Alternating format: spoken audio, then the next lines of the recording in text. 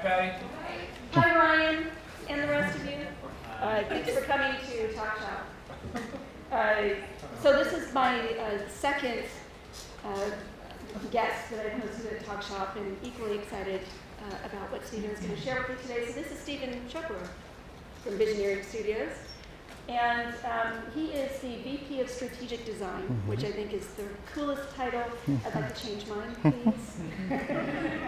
And so what that means is the firm Visioneering, he'll tell you more about what they do, but they basically are sort of a design and build firm, an architectural organization that consults with other firms around how they should design their spaces. A lot of times churches, but also corporate customers, which I think is just fascinating in and of itself, the whole notion of space and how to create an environment that draws people out and that you can actually tell a story in. So he's going to share some ideas about that. And one of the things I think is really interesting about Stephen's title, this idea of strategic design, is he described it to me as sort of like designing the future for his organization. So he does strategy for Visioneering, but also for their clients. And his background is first in architecture, studied and practiced architecture for a few years, then moved into real estate development. So got really started to understand what does it mean to apply these ideas to actual property and get into that space. And then he did a stint as a financial advisor. And the common thread through all of those that I think he explained really well was they're all about imagining a dream and then designing a path to get there. And that's what they do for their clients. That's what he does for them in the process, helping them really understand what do they see as the future of the space and how do they make that a reality. So he's going to be talking a lot about transformative experiences and how architecture and spaces are to help make that happen. So a warm welcome for Stephen. Thanks, Patti. Appreciate it very much. One little tidbit about my last name for those of you that are Latinos. How many Latinos are here? How many of you know what my last name actually means in Spanish? Anybody know? Chaparro. Chaparro. Have you heard that word? Chaparro. It's like a churro, but it's shaped of a shoe. That's different. I got to write that one down because I haven't heard that one before. Does anybody know? So chaparro in Spanish is Spanish for the short one. So, it fits. So anytime you see me, you know it's that short guy, and I won't be offended because that is my name. I'm so appreciative of being able to be here. Thanks to Nancy and to Patti for the invitation. I've been fanboys big time for the last 18 months since I became familiar with you folks and your work, and just was very, very grateful for the generosity that both of them have shown. To just even answer a LinkedIn message was how we first connected, and then to even accept the idea of even having a phone call and talking about the work that you folks do. So I'm very appreciative for that generosity.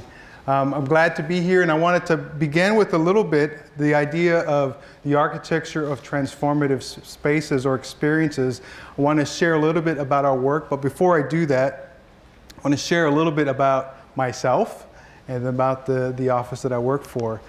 This is my wife and I, my princess bride. This is Michelle with one L. We've been married for 15 years now, and we also have two young sons. This is Ethan and Brendan. We affectionately call them the Chapsters.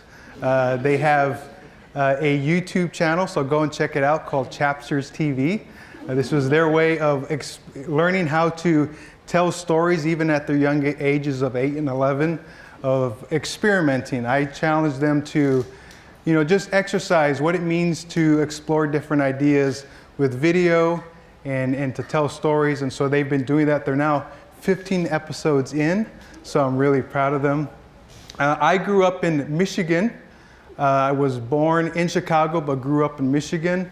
We came out to California to finish high school in Chino, California. I went to USC, to the USC School of Architecture, #beat the farm. And so I studied there and really began to understand sort of principles about design and how those affected our physical environment. Became very passionate about that, realized that I was on the right path. But I can go back to my 9th grade class in Holland, Michigan, where I was actually challenged to think of a career and what that would be like, and that was architecture. It actually carried through to my college education and then on into my career. I started off at a small regional firm in Southern California, but as Patti said, I wanted to really parlay that into understanding what does it mean to create physical environments, not just within the four walls of a building, but also within a community. What can architecture and urban planning do to create community at a pretty macro scale? So I parlayed that and then went into home building for 8 years as a real estate developer, learned a ton there, and then also went into financial advisory when the market tanked. How many of you remember 2010? 2010, market tanked. I said, see you later, and became a financial advisor for 3 years. As Patti said, I really saw it as being a financial architect, of being able to help folks envision what their financial future would look like. Then I would help them put a blueprint together to make that happen. Then in 2014, I got a call from Visioneering to join their team. For me, this was at one point a dream job until I didn't get the job. But then 3 years later, they called me and they said, why don't you come on board? And I've been there for 3 years. And so my role there is, as Patti said, a VP of strategic design, loving the idea of being able to help not only our firm, but also our clients look at strategy, the idea of looking at story, and also looking at business development. For Visioneering, we are a 15-year-old firm that was founded as a multidisciplinary family of firms. So we focus on real estate development, architecture, interior design, and construction. It's an end-to-end solution type of service because we realized that as we began to help clients envision what their project could be, when we had to hand it off to another consultant who handed it off to another general contractor, we realized that the vision that was born at the beginning of the process became diluted, and it became a very different project by the time it got to the end. So we wanted to be able to control the story, control the design, and actually be able to execute it from beginning to end. And so that's the reason why we became more of a multidisciplinary firm, very much like Disney Imagineering. In fact, our principals, a lot of our principals have some affiliation with Disney. Our founder worked at Walt Disney Company for 10 years. And then our chief operating officer was, in fact, a Disney Imagineer. I mean, that's a pretty cool thing to have on your resume. And he helped to build out, he was on the building side. And then our chief designer actually came from AECOM, which is the largest architecture and engineering firm in the world. So they brought those learnings from Disney and Disney Imagineering to Visioneering. You're starting to get the idea of where we kind of got some of our language.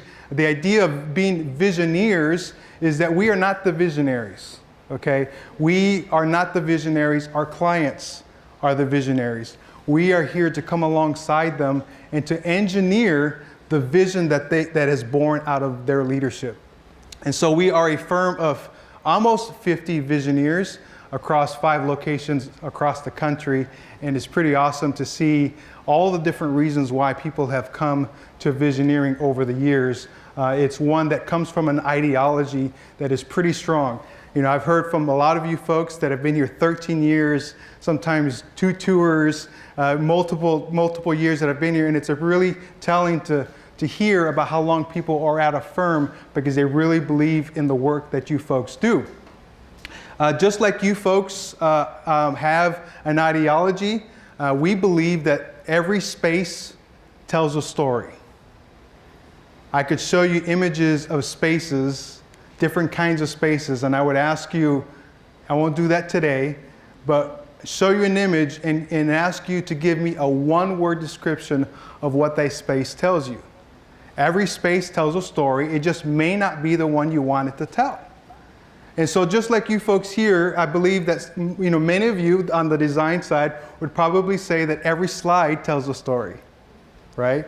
And then there are many of you that believe that every speech, every story, every ceremony or symbols are there to help ignite change. In the same way, we at Visioneering, we believe that the combination of both stories and spaces could also ignite change.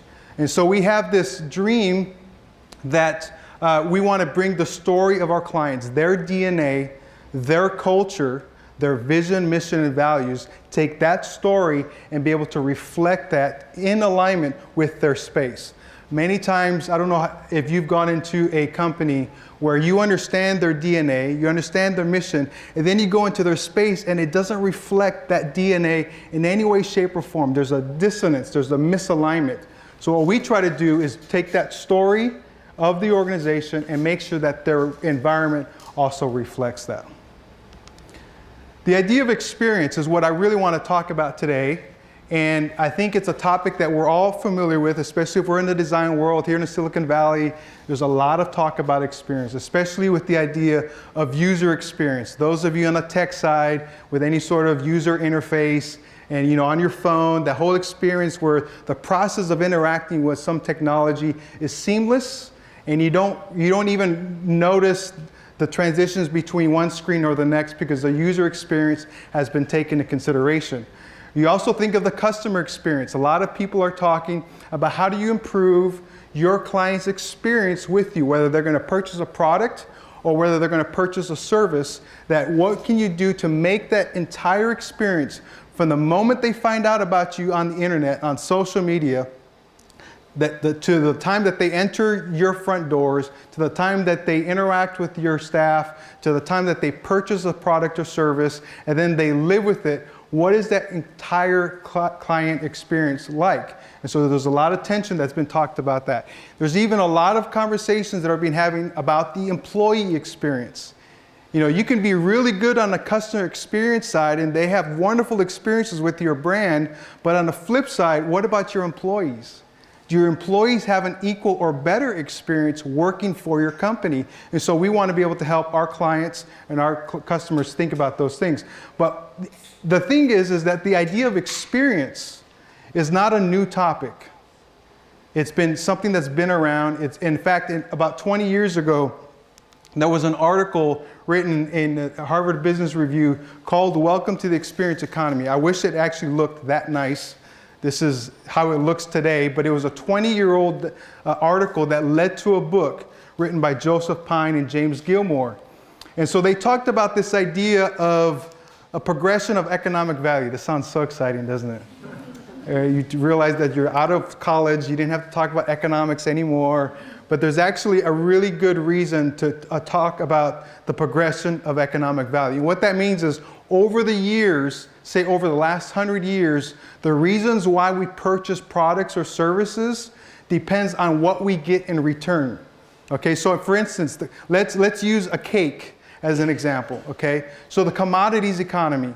The commodities economy meant that you would basically buy all the ingredients that you needed from scratch. You'd go to the farmer's market or whatever you went and got your corn. You'd have to grind up the corn, get your eggs from the chickens and all this other stuff. You had to buy individual ingredients and then you'd bring them home and you'd make your cake.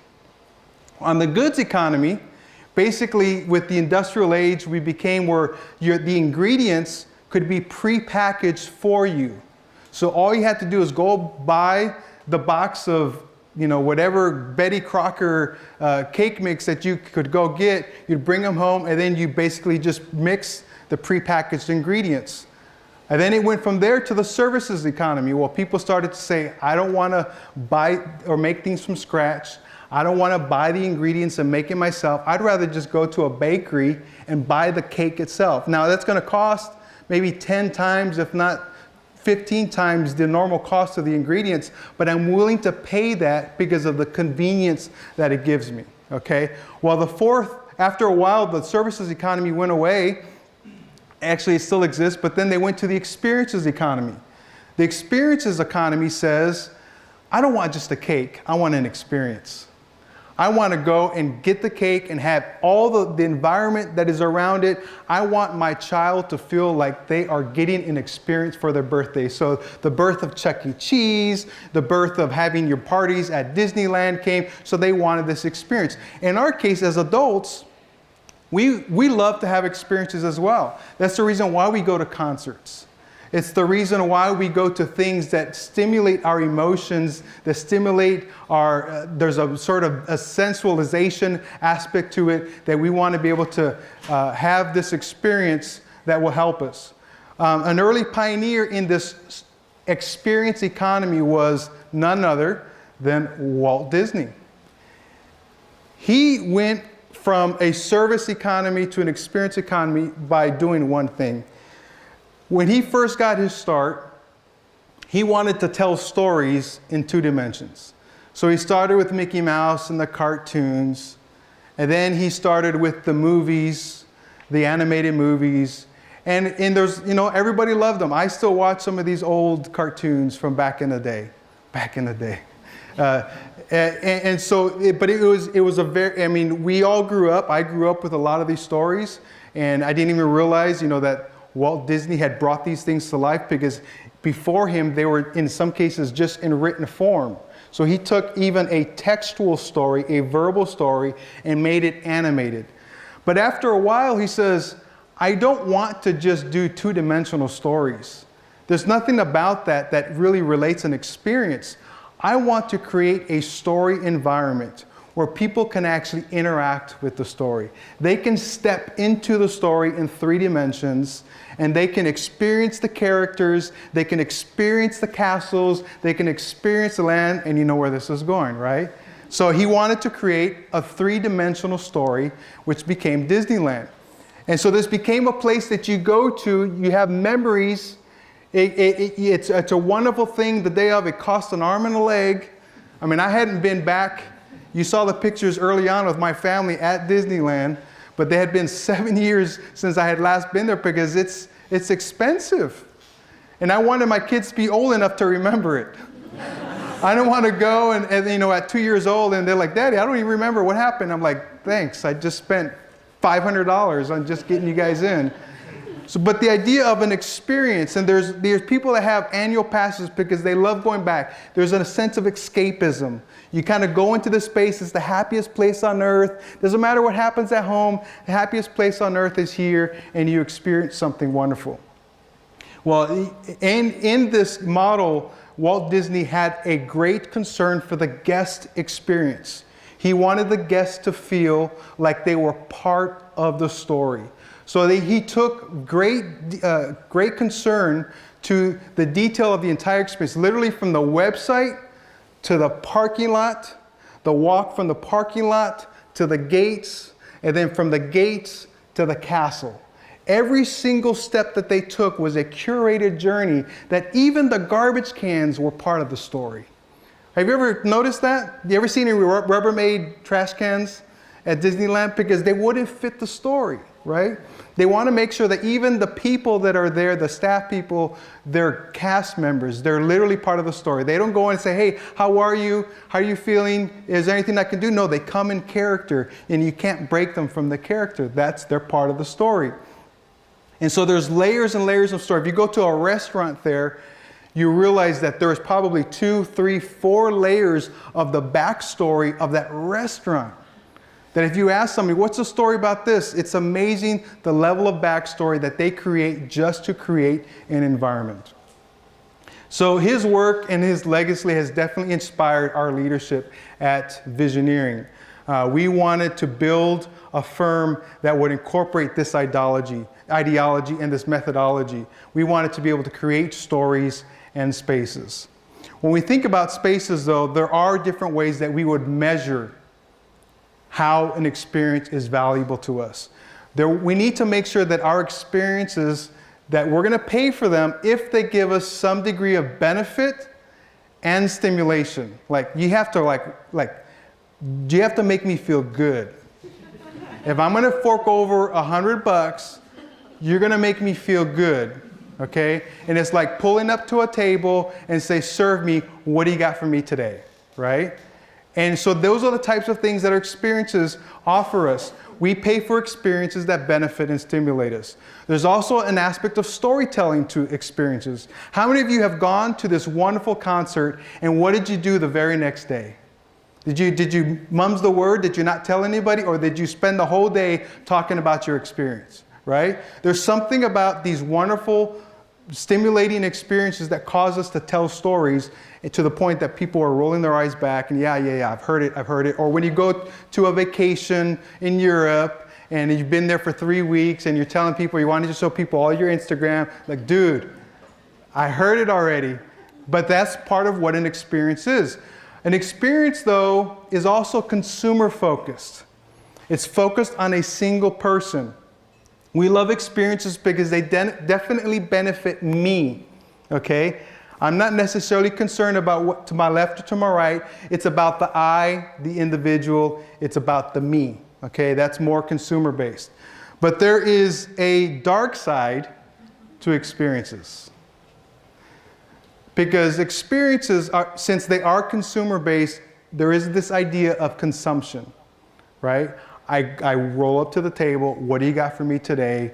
Once I eat of that experience, I consume that experience, it lasts for that day, and when I'm gone the next day, I may have a story to tell, but the real thrill and benefit, the stimulation of that experience is pretty much gone. It's like when you eat something that has empty calories, right? You ate, you're full, but it really didn't benefit you, right? Long term. You may have just enjoyed the taste of it, but after you tasted it, the benefit is gone. Some of these experiences are somewhat fleeting. They're temporal. They're maybe moment-based where it happens and then it's gone. Like some of our vacations when we come back to work, right? It's like the minute you cross the threshold of Duarte, your vacation is over, and now you need a vacation again because of all the meetings that you have. Well, for us, I think at Visioneering, we believe that it's time to move. Now, experiences are good. I will always want to benefit from them. I will always want to experience experiences because they are fun. And many times they are worth the money that we spend for them. But there's a part of me, and I think a part of all of us, that wants something that lasts. Something that is a little bit more impactful. Something that actually brings possibly some transformation in our lives. So I say welcome to the transformation economy, okay, which is the fifth one. We went from commodities to goods to services to experience, but we started to feel that the experience economy is somewhat fleeting in what it has to offer. So in the transformations economy, it requires that we find some Yodas, some guides that will guide those of us as aspirants through experiences that will result in sustained change in our lives.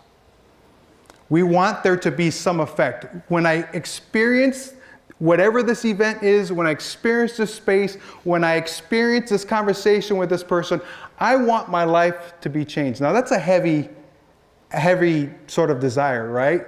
When I kind of shared this with somebody and I said, what are some spaces that have transformed you? He said, well, that's pretty heavy. I don't even, good luck to you if you want to do that. That's not my game. Okay, but I think there's a part of us that want to really experience things that will incite change in our lives.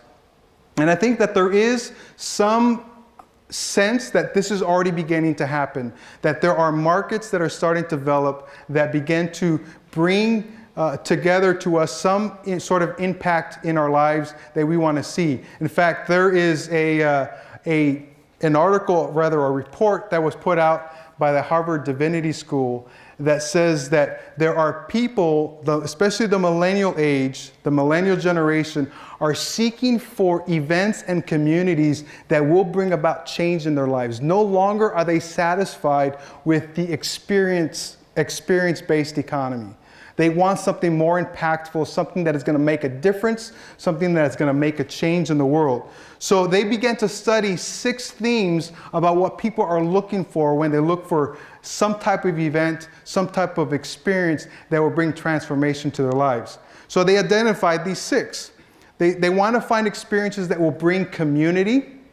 They want to find experiences that will bring transformation, personal transformation, but also social transformation. They want to find purpose in their lives. You know, this existential idea of like, why am I here? They actually want to buy a product or a service or an experience that will help them identify what their purpose is in life. Go figure. That's pretty deep, right? Don't you think that, well, our brand promises is that we're going to help you find meaning and purpose in your life. Okay? I don't think any brand would necessarily say that, but they can offer that. There are some things that you can't say you do, you just have to do, right? And I think purpose finding is one of those things. Also creativity and even accountability. How many of us have started some sort of thing on January 1st? We're going to do this big life change. You know, we have these things that we want to do, but then we don't do it because we don't have accountability. We don't have people that are helping us along. Well, as part of that study, they talked about CrossFit. A CrossFit that actually provides some of these things. In fact, they're saying that some millennials are deciding not to go to church anymore because they don't feel like church is no longer relevant to their lives, and they're finding other communities such as CrossFit to help find things in their lives. Now, this is what they're saying is for CrossFit, what they're finding is community. Like, look at this crew. They are one big community. Anybody know CrossFitters? How many of you are CrossFitters? There you go. There you go. I could have recognized you. I talked with you earlier. I kind of noticed. But there's almost this cultish sense of community, right? That they're going to be there, and they're going to also make each other accountable. I've heard, and I don't know if it's true, but they call you when you don't show up to one of your workouts. Like, where were you? Where were you? You know, you're supposed to be on this. And also this idea of personal transformation. Do you think all these people were that fit before they started? Maybe some of them. But there's idea of wanting to transform themselves personally. So what we're proposing at Visioneering is that we want to be able to reimagine spaces. We want to reimagine the spaces that we gather in, so that possibly consider the idea that spaces can help facilitate personal, social transformation, community, and all of these other things. We want to be able to reimagine the spaces in which we live, the spaces in which we work, and the spaces in which we play. I believe that is the future of design. And we call that the future of design is transformational experience. It's no longer just experience. There's a lot of design firms in town, in here, that are saying that the future of design is experience. I want to take it one step further. I believe that the future of design is transformational experience. It's about a space that will incite, that will facilitate, that will house change in your life. And so when we talk about the future, we believe that there is this idea that strategic design, as Patti mentioned earlier, is strategic design anticipates where the future is headed, and it designs as such. You know, Wayne Gretzky had a really great quote that I love. He says, "I skate to where the puck is going, not to where the puck has been." Same thing for us in design, especially facilities that are going to have a 20, 30, 50, 100-year lifespan. You want to create a space that is basically knowing where people are going to need to go and being able to address some of those needs from the future. We say design because we believe that design is the process of envisioning and creating that experience that transforms. And then we say experience because we believe that experience is emotional. Brian Solis, he's a futurist, I think here in the area. Some of you may know him. He was on a podcast and he said this one thing that really captured me. He says, experience is an emotional response to a moment.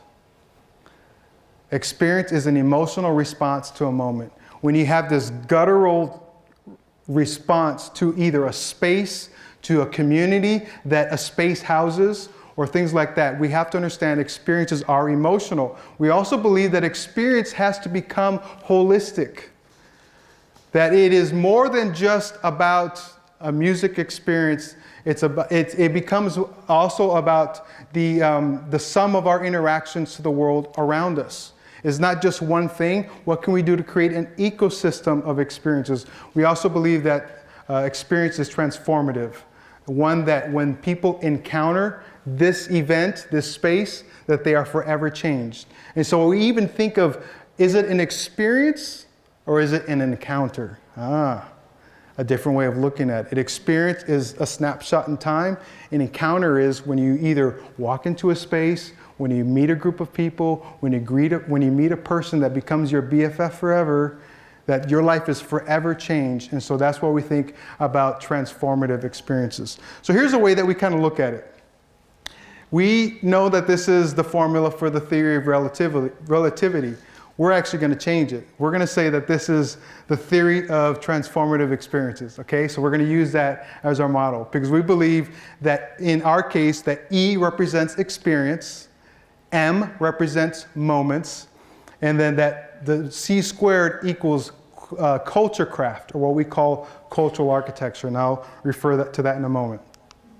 So on the side of transformative experiences, we believe at Visioneering specifically that we like to have clients that kind of fit into one of these three amoebas.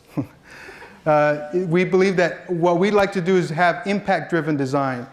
On one part of our client list is on the spiritual impact. We actually work with a ton of churches to be able to help them carry out their mission and have their physical environment be a way to help facilitate that. So spiritual impact. The next one is social impact. We work with a lot of nonprofits who want to help improve the lives of people in their community, and they believe that their spaces are a way to help facilitate that. And then on the cultural side, the culture, I don't mean arts and in sort of the greater culture. I'm talking about cultures internal to organizations. That the spaces that organizations live in and work in can actually help to facilitate some type of change in their lives. Now you'll recognize this. I'm going to give full credit. I got to give credit to you folks. But the idea of what really inspired me about this is the idea of the different moments that happen at each stage of this venturescape. And so when we think of moment-driven design is what can you do to craft an environment, a space that would help facilitate some type of change at each stage of the venturescape. So when you think of what would it look like to create a space in each one of these areas. And so those are some of the things that we've been inspired to think about because of the book Illuminate. It's been, I won't say how much of a fanboy I am. I already said that. When we think of environments or culture craft, I think of this quote by Winston Churchill. It's one of my absolute favorites when I think of cultural architecture. So when he said that we shape our buildings, thereafter they shape us, it blew me away. You know, I'm also a fanboy of this guy because he had a way with words and a way of being able to communicate things that would inspire, but also provide a pathway, a roadmap for people to follow to be able to get to that goal. So to the idea of we shape our buildings, thereafter they shape us, we've translated that. This next guy, I don't know who this guy is right here. But what I've done is I've taken that quote and gave it a new spin for us at Visioneering, because we do believe that our culture as an organization, whether you're a nonprofit, a church, or a corporation, that to understand the connection between culture and environment. So that our culture shapes our environment because you want to have your environment echo what the values are of your organization, such as I look at your space. You have spaces for collaboration. You have spaces for people to make phone calls. You have spaces to go and what's the tent? Yeah, that thing right there. To go in there and have a wonderful experience there. And we call that having spatial diversity.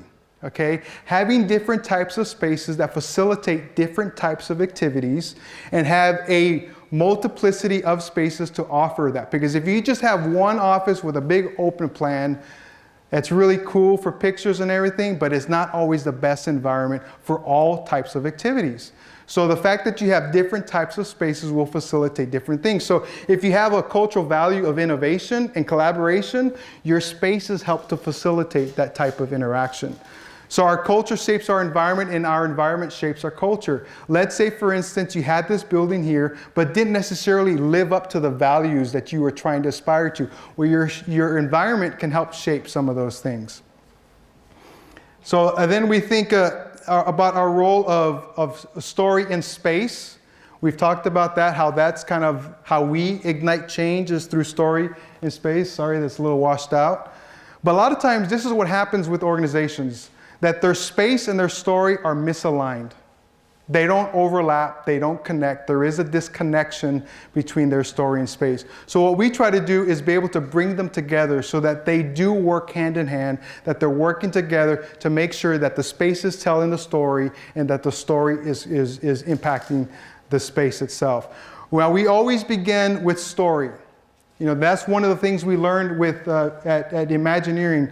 Yeah, where am I at? What's my time?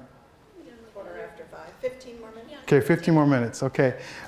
We always begin with story because we want to make sure, as we said before, we are not the visionaries. We're not going to prescribe a solution. We're not going to prescribe a story for them. It's really on us to be able to really uncover what is in fact the story of the organization, to extract, to in a sense give them language for things that have gone unspoken. There are many times we find that organizations don't talk to each other, and can't necessarily hand you a book of all of their cultural DNA, but as you begin to talk people, you begin to find out reasons why they came to the company. And they were all very similar reasons. Then you ask them, why are you still here? Again, those same themes begin to emerge. Why is it that you feel so strongly about your company that you would be here 13, 15, 20 years? It's because there was a story, there was a cultural DNA that has developed. And when you're able to bring clarity to that story, and then you're able to talk about some things like meaning, purpose, and values and transformation about that story.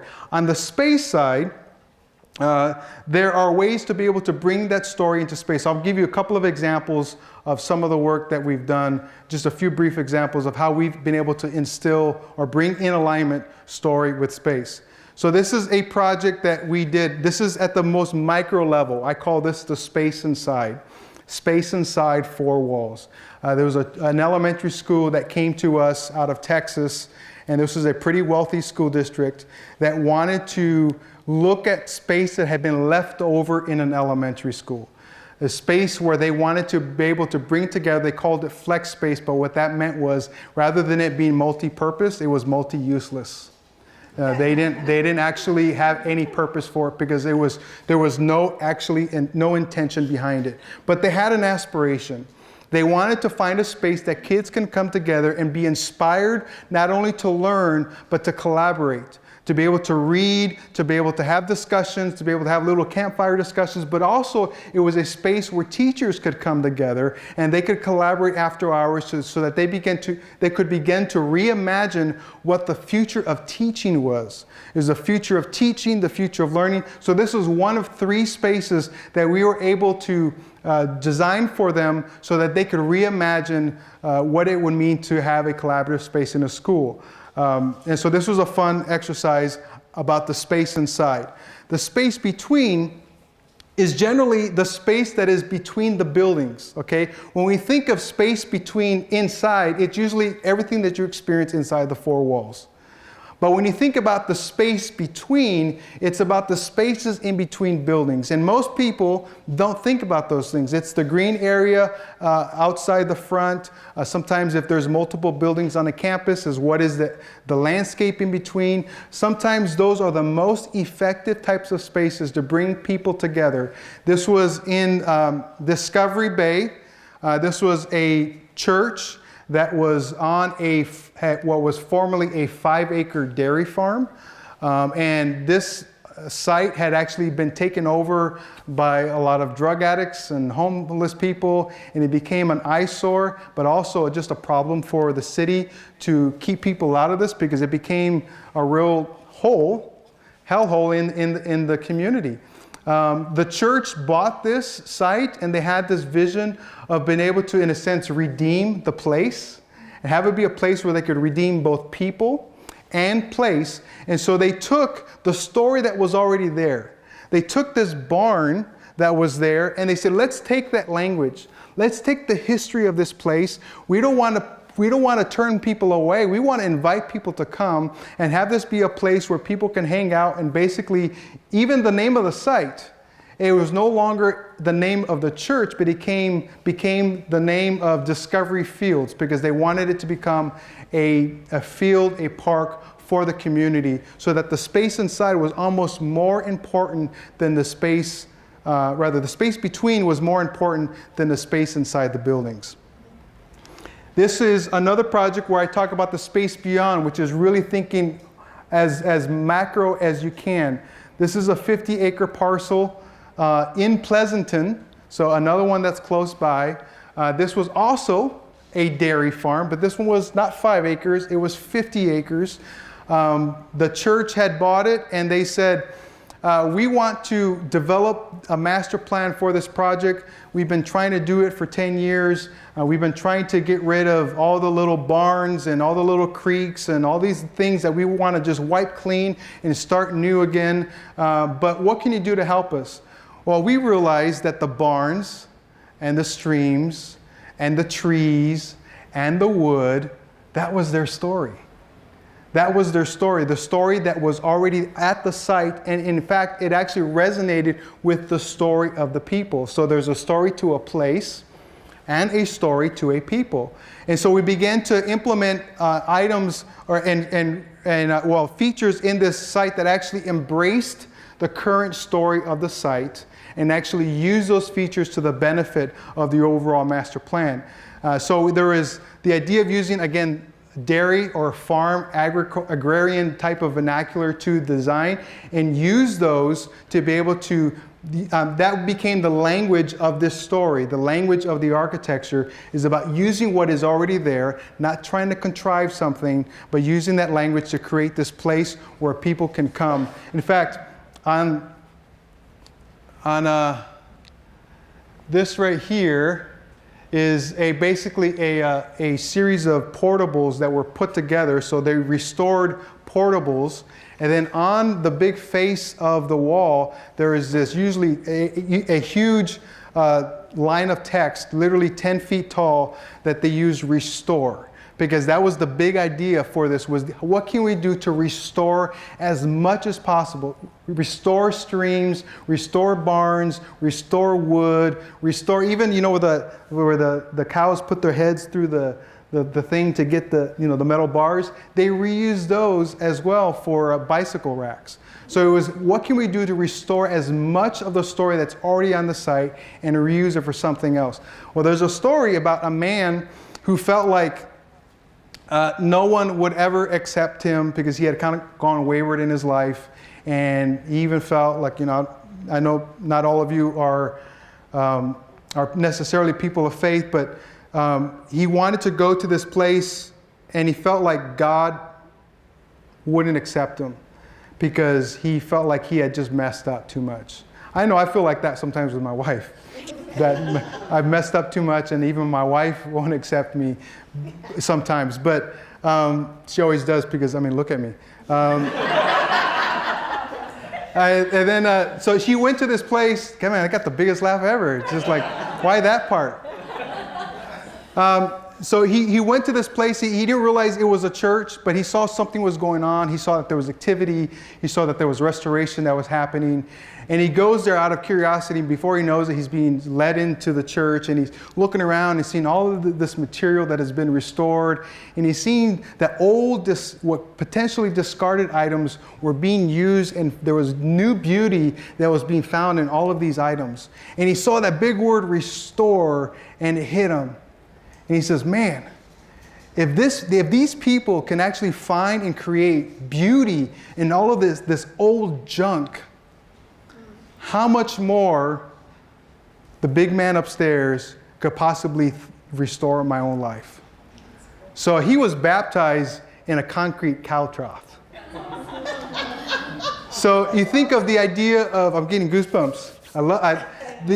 The idea that even a place like that, old wood, recycled metal bars, how that can tell a story that can literally not just change the environment, but change a person's life. And that's one of the ways that we look at being able to have a story be able to be reflected in the space. So I'm going to end with this. I would love for us to continue the conversation.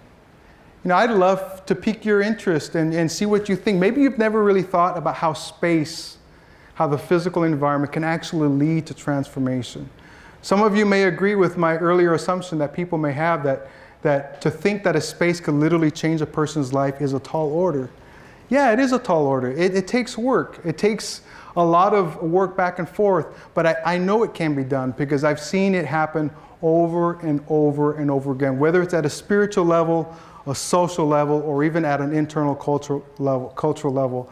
So I would just say, let's think about transforming the future together. I'd love to hear your thoughts even after today. I'll give you my Twitter handle there, and I'd love to hear from you guys. And today, let's hear if there's any questions. I'd love to answer them. First applause. Thank you, guys.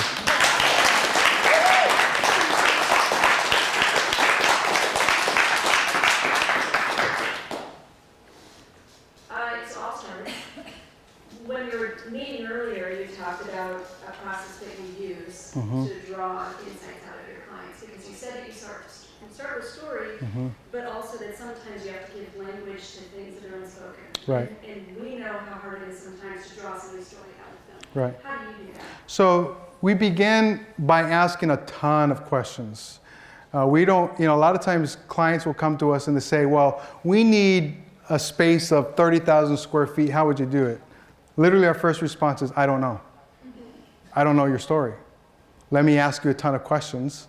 And by the way, sign a contract. No, but let's ask you a ton of questions, so that and so we ask them both qualitative, like a Word document that basically they fill in, and we're asking a ton of questions about their leadership, about programming, about the direction that they're going in 5 or 10 years, and then we ask a ton of questions from a quantitative, which is very much of what we call budget, scope, and schedule related.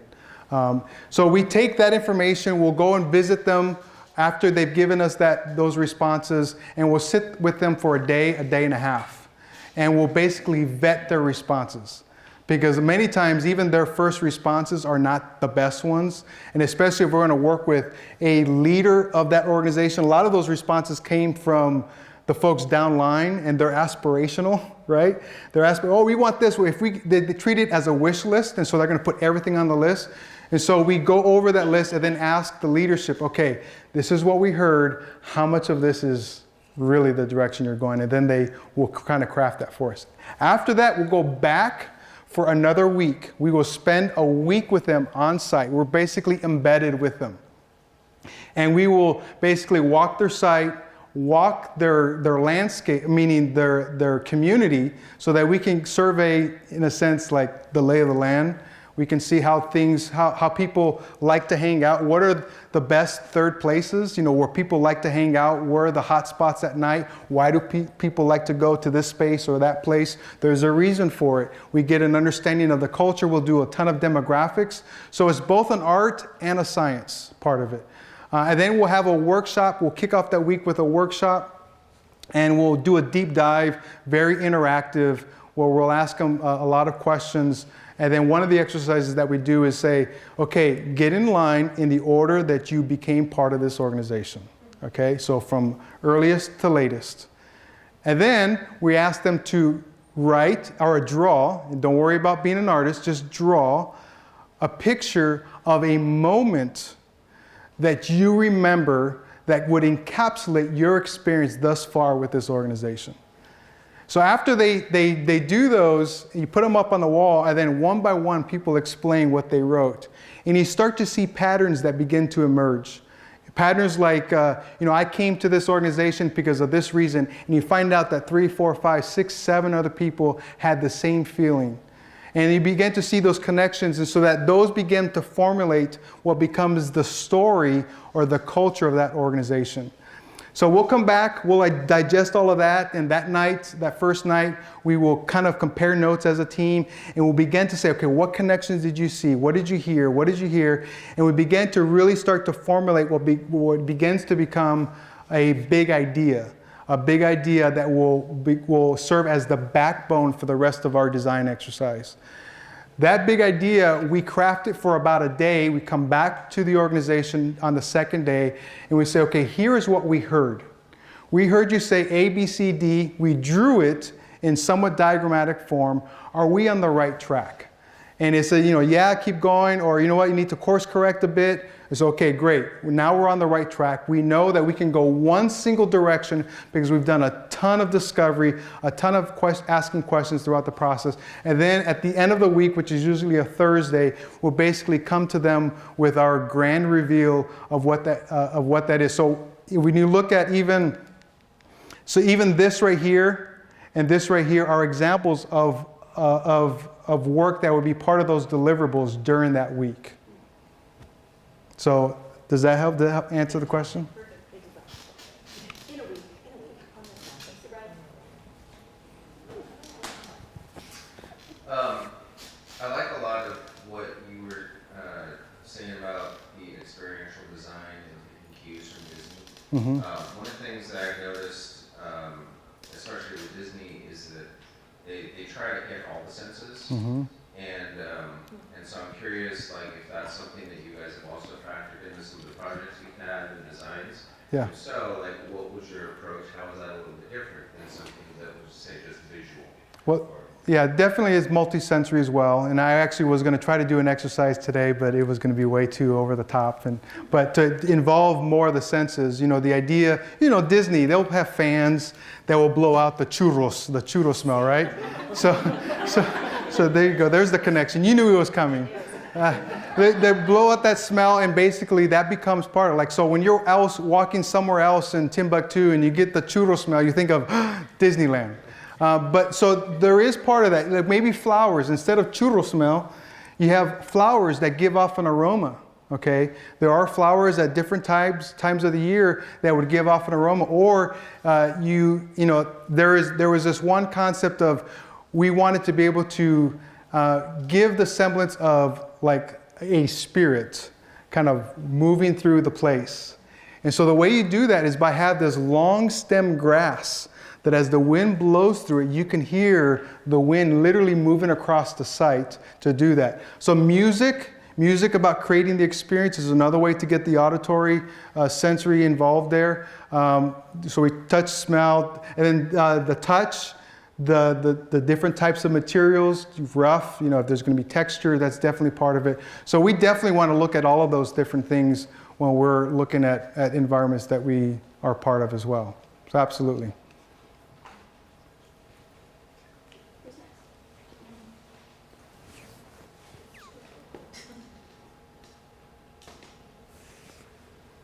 Do you work on any, everything that you've shown is permanent installation, obviously your buildings, architecture. Do you work on anything that is not permanent? Yeah, so we are one of the goals that I've had personally with our firm is to be able to get into experience design. So the idea, if there is either a speech or even a conference that is going to happen around a specific theme, but obviously that talk or that conference is going to be 1 day or 2 days. So what is the way that you can really curate that entire experience? So we're working with a conference that is going to happen next month in Nashville.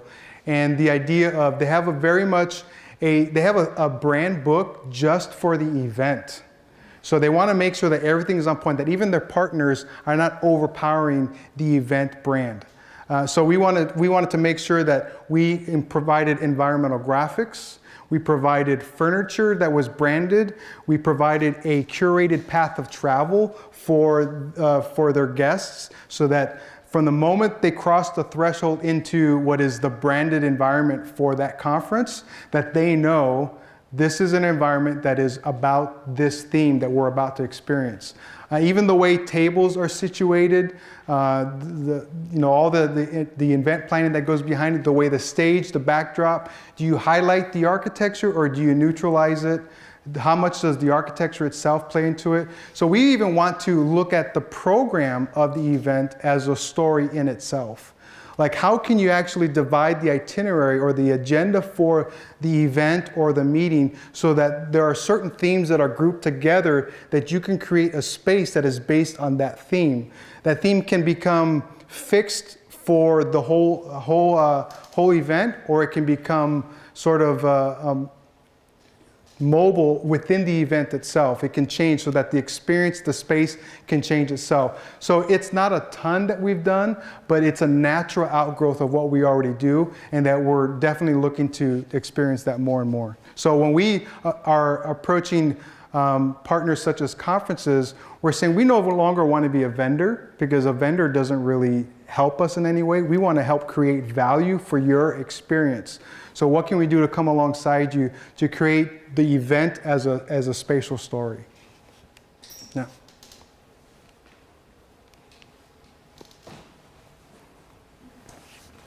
Between the three, you had the space within or inside? Yeah, the space inside. Space inside, between, and beyond. But where is the actual facade experience of a structure come into place? Because I feel like that falls somewhere in a gray zone between those three. Yeah. I feel, especially when you look at architecture, the facade or the look of a structure has just as much to do with my physical emotional experience as the inside.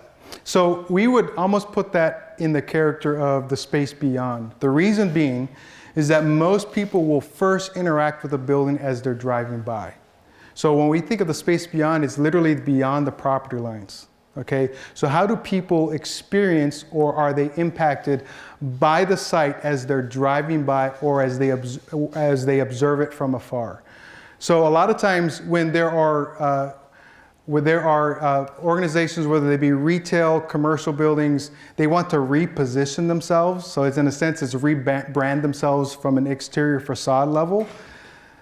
One of the things that they can do is either, one, they can rebrand the interior, but all that really helps to serve is the people that are actually inside.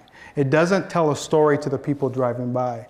So a lot of times we tell people that the best way to actually reposition or rebrand a building or a complex is to really pay attention not only to the facade, because the facade is really important, but the area between the facade and the property line becomes even more important. Because if it's a large green belt that looks like a green moat that basically says don't cross this threshold, we want to create space between you. But if you actually use that space as somewhat of a park, that you actually name the park for the benefit of the community, and you say, hey, we don't have fences, so we want you to come on site. Yeah, we know we're accepting risk and liability, but this is a space for you. So it's both the facade and the landscape between the facade and the curb that is really important. If you think of even Disneyland, between the gate and that first building, what do you see? It's all the flowers, right? Where do people take the most pictures? Is right there just beyond the gate. And so that space between the facade and the property line is really important. And I think that's one of the differences that we like to bring to the table is that perspective. And I have a second question. The principles that you use both for spiritual, social, and culture have a more larger scope. Would you say that these principles are well used in how someone would approach their own home? Or, do you feel that's handled by a single entity like you are for the scope you're looking at? Because when I think of what you're talking about, I think of, it's a landscape architect, it's an interior designer, it's an architect. Mm-hmm. But are people looking at residential experiences the same way you're looking at public experiences? That's a great question, because when we think of residences, we think of it as a first place. In social science, they talk about three places: first place, second place, third place. First place is the space in which you live. Second place is the space in which you work or prepare for work, so work or school. And then the third one is the places in which you choose to go to between work and home, your third place, like the Cheers bar, the watering hole, Starbucks, whatever your third place is. So there is an idea that third place is for many people, it's a sanctuary. So it is very much like even suburbia. There's a mentality of suburbia versus the urban environment. Suburbia is like you go out there because you want privacy, you want more land, fences go up, and you see a lot of the master plan communities that I built that really foster this sense of privacy and just staying away from people. We think of even the idea that a home could represent a progression of spaces and a progression of intimacy. Okay, so you think of as someone, if you want to be able to kind of exemplify this idea of, hey, I want to embrace my neighbor, I want to embrace my community. The first interaction that a neighbor might have with your space is as they're walking by and they see your front yard, okay? So that's one level. Just to even approach the property line is one degree of intimacy. Well, what if you're sitting on your porch and you invite them onto your porch? Okay, that's going way beyond, because sometimes people will talk to you on your porch, but they're still on your grass, right? But if they talk to you while you're both sitting on the porch, that's one additional degree of intimacy. The next one is, hey, why don't you come inside and let's have some tea in the living room, okay? Third. The fourth one is, hey, why don't we have dinner, or why don't we hang out in the kitchen, okay? And then the fifth one is, spend the night. Right? So even in a home, there is this progression of spaces, adjacencies, intimacy, that as you invite people further and further into your home, your environment can tell that story or it cannot. So every space tells a story. Sometimes it's not the one you want.